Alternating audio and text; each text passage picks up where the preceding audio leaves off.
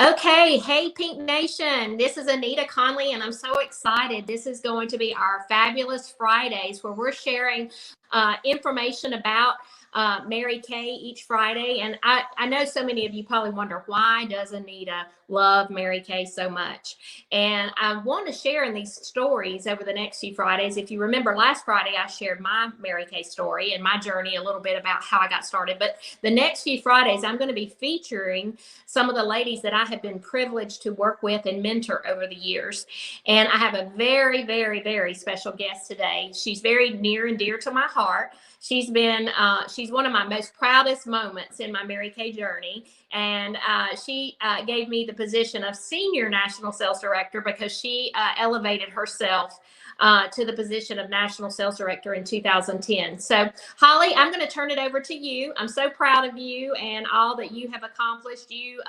Boy, it's just been a joy to see you grow and develop and becoming and even surpass me, which I'm like, go girl. I love it. I love it.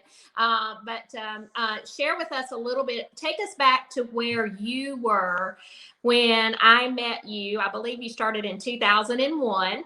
And tell us who you were then and what your early Mary Kay journey was like. Okay. Okay. So, hey, you guys, I'm Holly. I'm from small town America, Walhalla, South Carolina, which is next to the itty bitty bitty town of Salem, which is where Anita was actually born, which is so strange. How God kind of reconnects you to your childhood in a way, I guess. But anyway, so when I got started in Mary Kay, my mom's friend had actually, I was doing a beauty pageant circuit you would compete in Miss South Carolina. And so I had just won Miss Oconee County, and my mom's friend were standing in her kitchen and she said, oh my gosh, you need to do Mary Kay. And the only Mary Kay I had ever tried before was her like nail kit or whatever. And I didn't even do nails. I chewed all my fingernails till they bled. I mean, I don't know why I did fingernails with Mary Kay, but I did at her house. I babysat her kids. She was like my second mother. And so when I was in high school, this lady that went to our church that sang in the choir, she was like 4'11" and she wore these high heels like this big every Sunday. And we're all like, oh my gosh, those high heels are like, wow. So one Sunday after church choir, she laid all these Mary Kay samples out on the bar for all the youth, kids. And so I'm in like, I don't know, 10th or 11th grade, and I like snatched up some samples, and had my own little Mary Kay party at home, I guess, that night. Anyway, she's the only person I knew that sold Mary Kay. And so when my mom's friend told me I should totally try it, that lady that gave me all the samples is who I called. Well, she ended up being the aunt of Anita Conley. So that is how, yay, thank you, Jesus. So I kind of recruited myself into Mary Kay, I guess. Sue had mentioned it to me. And that's kind of how it worked. I didn't overcomplicate it. I just thought, she told me I could sell to some girls at church, the girls that were doing the pageant trail with me, and we could just kind of, I could just make a little money for school. And so that is why I said yes. I wanted to literally put gas in my car. So that's why I said yes, Anita. How old were you, Holly? How old were you back then? I was a sophomore in college. Wow. Sophomore in college. And that was what year? That was 2001. So single, college student, pageant, all of these things going on in your life. Too busy. Okay. So what did you do with Mary Kay those first few years while you were finishing up school? And I know you started teaching third grade. I remember those years when you were teaching third grade, and you became a sales director and earned a car while you were in college. Yes. Okay. So all of you young girls out there, if you want a success story of someone who could do this business and be so busy, what was it like for you those early years in Mary Kay while you had all that stuff going on? Okay. So actually, the guy that I'm married to now was my boyfriend then. We weren't engaged or any of that stuff, but he's like, what are you doing? Like, you're going to sell makeup? I mean, that is the dumbest idea I've ever heard. And he called it Avon. The whole first year I was in Mary Kay, I wanted to kill him. It made me so mad. I'm like, I do not sell Avon. I sell Mary Kay. So, but anyway, so he just told me this was a dumb idea. And I was like, well, okay, you can think it's dumb, but I'm doing it anyway. So I got started. And honestly, y'all, my first year in the company, okay, I never read a magazine. I didn't know why Anita would just mail me prizes. I left all of it in the corner because I thought she would accidentally mail me prizes. But I didn't know why I earned them. But I had all 12 of our magazines in the corner. I never opened one of them. And I would order. My mom and I were my only customers. It was so exciting. I always say I grew my customer base 200% my first year from 0 to 2. It was awesome. And so that first year, Anita, I did nothing, like nothing. And then my pageant stuff was over, and I called Anita and said, okay, so I kind of want to see what this thing's all about. I got all these magazines, and I really am interested in kind of just like, I might sell to some girls at church. That'd be exciting. So I called Anita, and she said, you have to come to a career conference if you want to really understand the big picture. I'm like, okay, well, how do I register? She told me how to register, and I registered. And I drove to Charlotte, North Carolina. I didn't know any of these people, y'all. I didn't know any of these people. And I drove there, and I wore this, like, magenta pink suit, okay? It was my suit that I wore to interview in South Carolina. It was tailored. She was like, you just need to look sharp. I'm like, okay, I can look sharp. I can try that. And I was like all excited walking in. But I walked in and I was like, oh boy, I got nervous really quick because I didn't know who I was looking for. I didn't know where I was supposed to go. I'm the rule follower. You know, I want to do the right thing. Well, all these people were wearing red and black and white and then like this slate blue color. And I'm like, I could have worn red. I mean, I could have went to the mall and bought me a red coat. I mean, I would have worn the right color. I always say I felt like the highlighter in the Sharpie box. And y'all know I like wearing bright colors.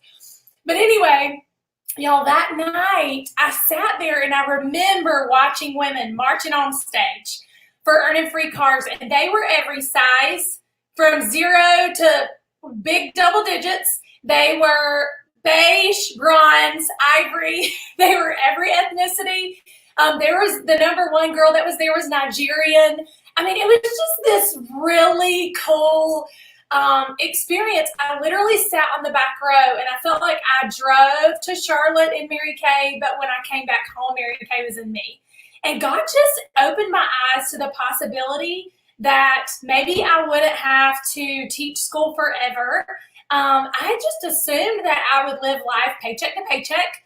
I had assumed that my husband and I would, you know, have the 2.2 children, the white picket fence, the little dog. You know, I mean, that was my only vision, really.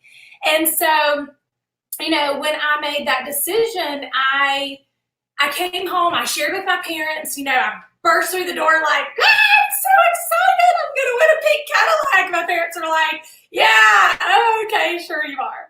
And so, Anita, I guess that's the next phase of my business. So I went from doing nothing to now my heart was all in. All right, so I'm going to turn it back over to you. I remember that career conference. That was such an exciting time. That was when my business had really taken off, and I earned my first pink Cadillac. I think that was in 2002. Holli was part of that team, and been driving pink ever since, and take the cash right now. So there's lots of options with Mary Kay. But Holli was such a easy person to mentor, because once she made that decision that she was going to work the business, she listened to everything I said. So she was a great student because she was hungry for more. And then, you know, as you know, right now we're going through the midst of a huge change. I don't know that our country will ever be the same again.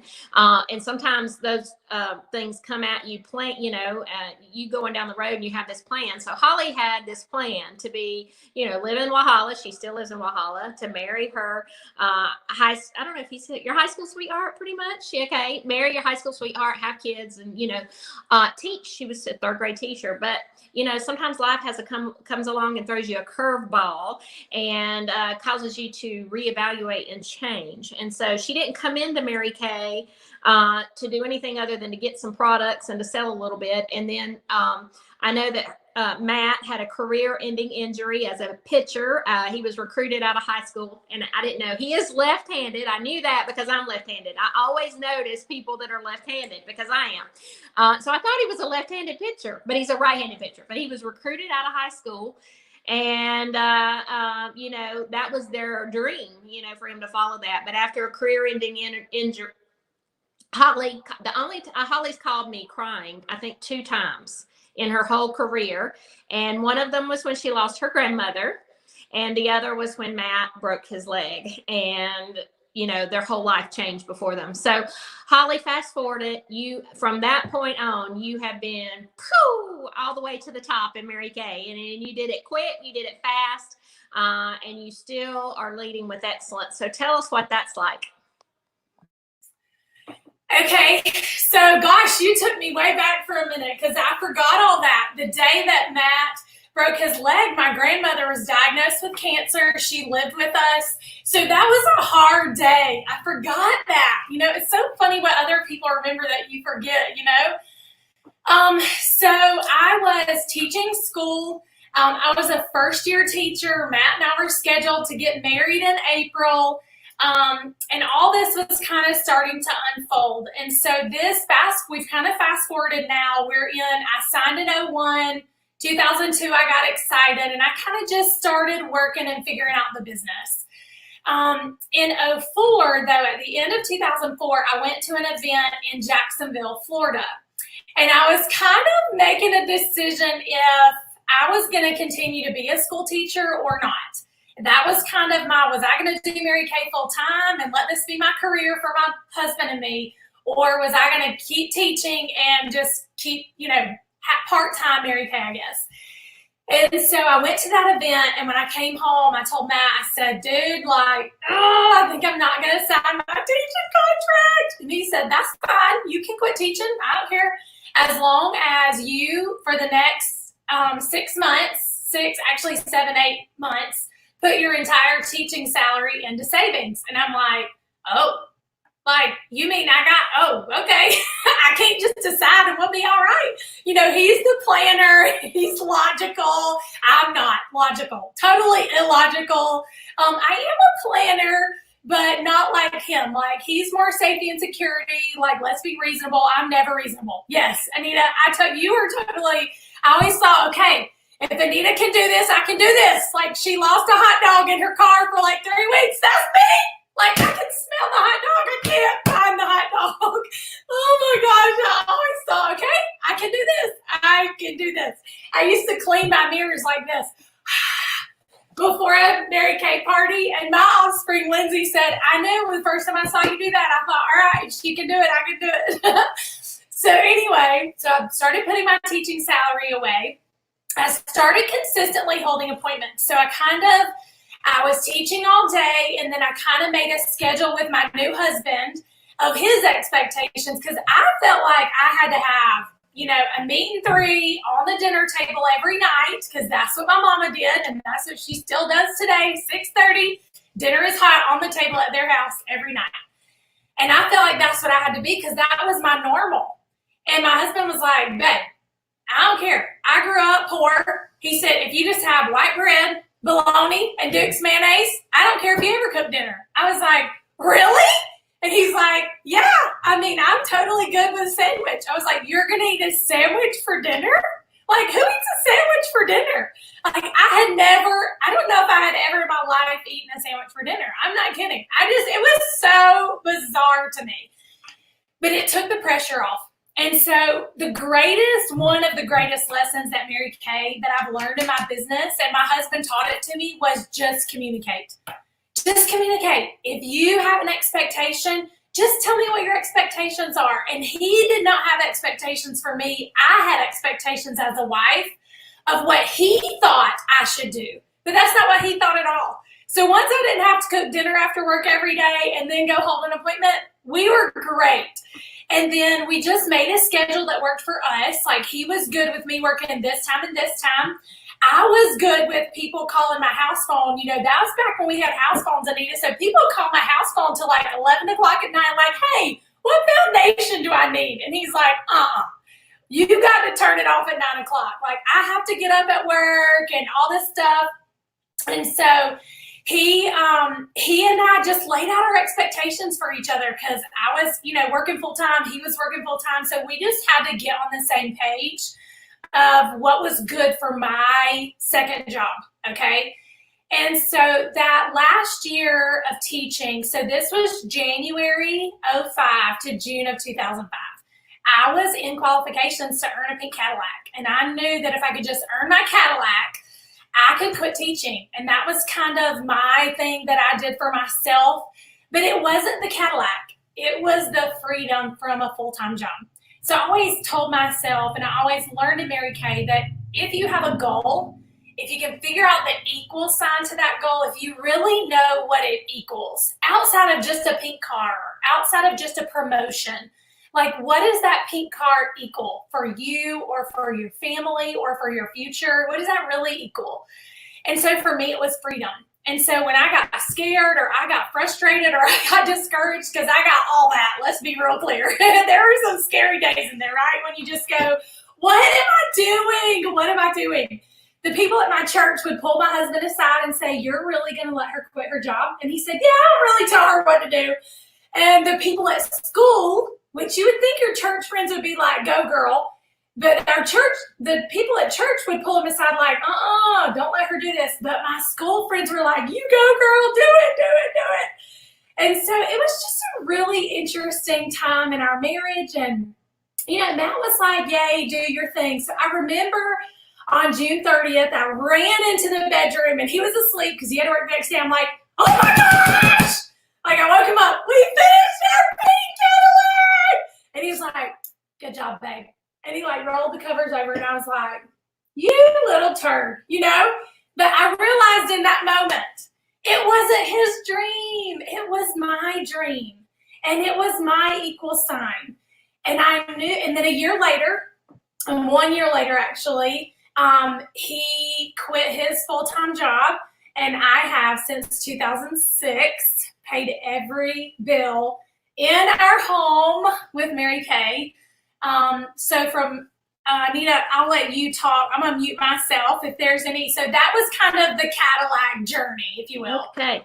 Well, fast forward today, Holli and Matt are married. They've got Toby, who is 11. He's Lauren. He was born, I remember the year I was in NIQ. You were pregnant. We were all pregnant. I even ended up pregnant. Oh my gosh. It was like crazy. All of us birthing these babies. And we are in the most productive time of our career. And she's got Gunner, who is 6. I can't believe he's 6 already. And she's a national sales director. She's experienced a lot of growth over the last couple of years with her area.